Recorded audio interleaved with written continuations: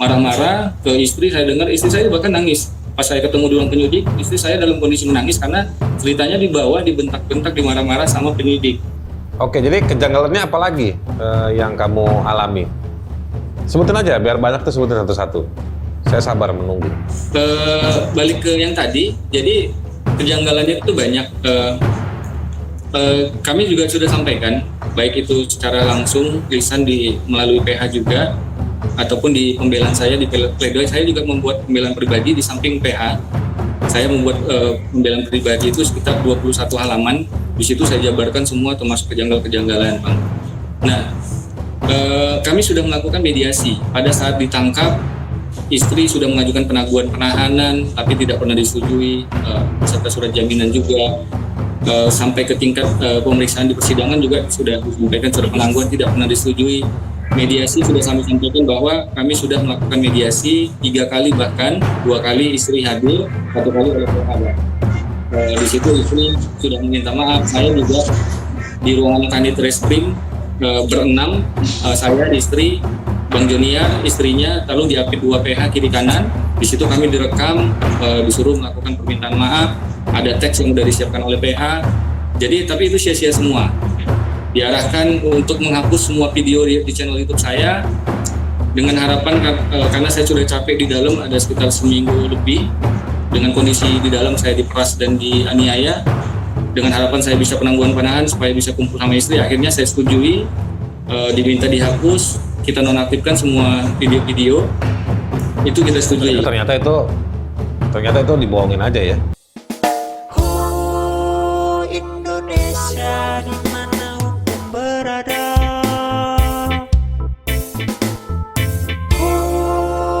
Indonesia sedang darurat hukum keadilan. Oke teman-teman, kembali ke poin yang akan saya sampaikan, yaitu kasus ini bermula dari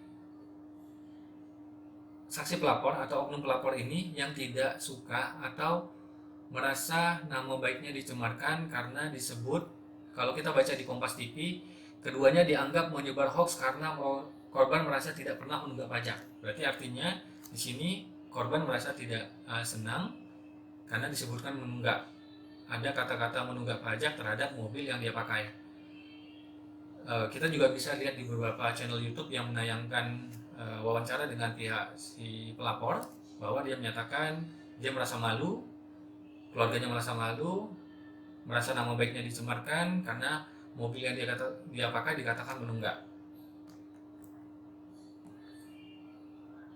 Di sini juga disebutkan dalam video tersebut mereka mengatakan nunggak pajak sebesar 3,7 juta. Faktanya di dalam video saya tidak pernah ikut mengatakan nunggak terhadap mobil tersebut.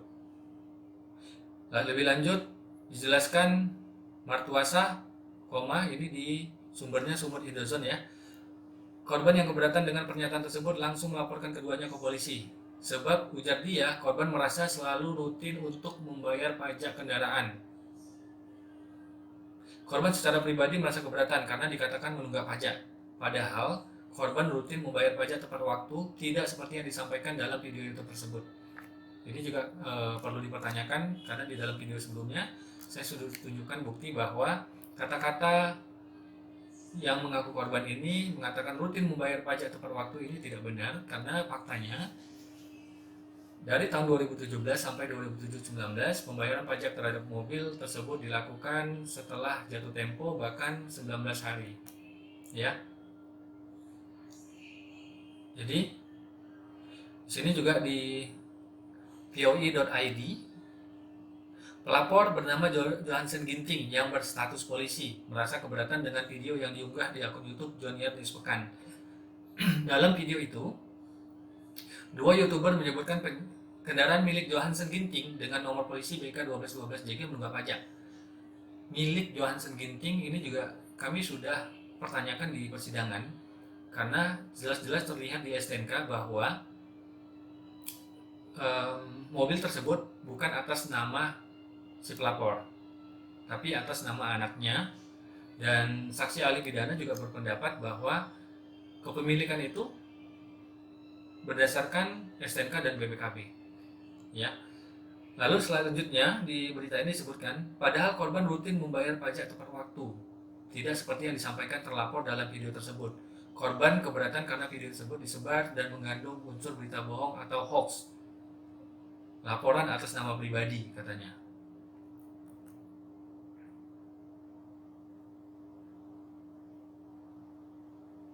Ya, jadi berulang kali di waspada juga disebutkan di sini. Di sini juga disebutkan masalahnya ya karena kata-kata menunggak tersebut ya. Jadi ini hanya sebagian dari jejak digital yang saya ambil dari internet. Jadi permasalahannya itu hanya dari kata menunggak. Ya, jadi kalau dilihat di video memang ada rekan saya mengatakan nunggak terhadap mobil tersebut. Sedangkan saya sendiri dalam video itu saya justru berbeda pendapat. Kalau teman-teman perhatikan, ketika saya membacakan BK 1212 JG 3,7 juta, lalu teman saya, oh nunggak ya? Lalu saya jawab di video itu, nanti saya putar lagi ya, kita putar.